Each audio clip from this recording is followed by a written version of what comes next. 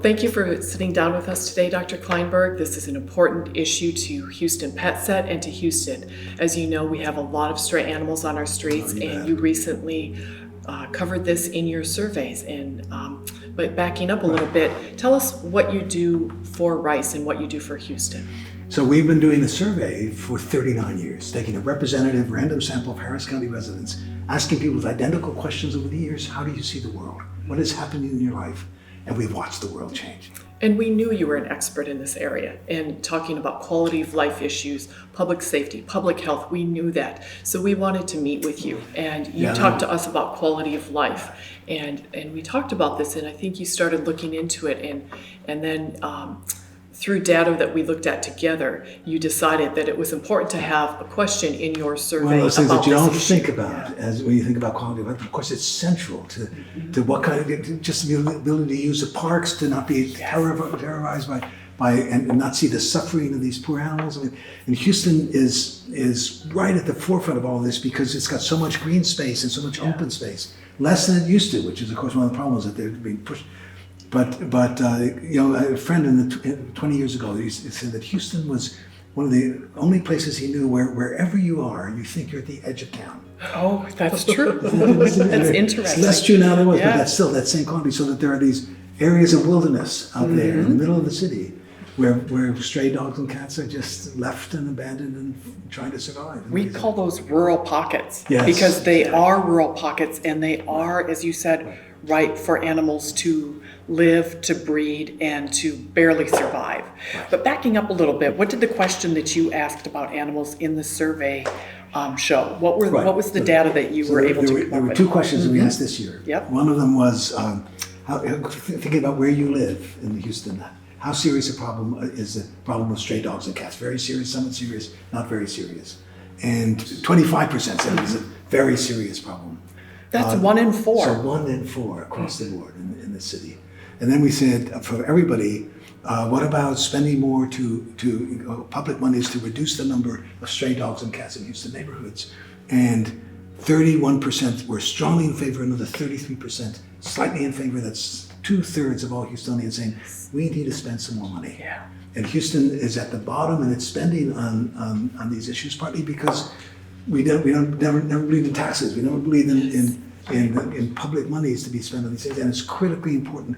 The private sector, the philanthropy sector is very strong and rich in Houston, but not strong and rich enough. And we need to get. And it's interesting to see that 2/3 of Houstonians say, "I'm in favor of increasing taxes to reduce the number of stray dogs and cats." It's rare that a city will say, that many people in a city will say, yes, tax me more. But this must be a big issue for them if they're saying, yes, I'm willing to spend more money to alleviate this problem, because it must be causing issues in their home life. And one of the challenges for Houston is that we're so spread out. You know, this is the least dense, still the most automobile-dependent city in America. So you can go through an entire lifetime in Houston and never encounter the realities of stray dogs and cats. Right. But when you do, you realize this is a serious problem. Right. And it impacts quality of life. I mean, that's what we've seen, and you've seen it too, you know, with your findings, that people's quality of life, whether it's public health, public safety, are greatly affected by the number of roaming animals. Well, one of the great sea changes in Houston attitudes has been this support for the Bayou Greenways Initiative, for turning these 9 major bayous into 150 miles of linear parks. And by the time the Bayou Greenways Initiative is completed in the middle of next year, 2/3 of all the people who live in the city of Houston will be within walking distance of a bayou trail. Wow. If those trails are just covered with animals desperately trying to survive, and that reduces dramatically the ability to take advantage of that, the ability to use that as a basis for both our enjoyment of being here and for attracting the best and the brightest people who need to come to Houston because this is a destination of choice. So all of these things come together in a way that makes the work that you guys are doing on stray dogs and cats just a central part of Houston efforts to reinvent itself, to succeed in the 21st century economy. That's a great point that we don't discuss often. It's not just a quality of life issue. If you care about animals, if you have a dog or a cat in your home, the dogs and the cats on the street are no different than the ones. They all want the same things. And we as a city look almost uncivilized sometimes with our disregard, I think, for animals. And I think that we're getting there, but I think that the problem is so isolated sometimes that the people that have the ability to make a change don't even know that it's happening. Yeah, and that was surprising, because I assumed too that some people know about this, but to see the number and the fact that 1/4 say that it's a serious problem in their neighborhoods, and 3/4 say we need to spend more money publicly in order to turn this around. That's interesting and important, and it means, like in so many other areas as well, the general public is ahead of public policy. And there are terrible things that these are beautiful animals, but they've been abused, and they're afraid, and they're scared, and No dog, no cat has ever asked to be abandoned. Right.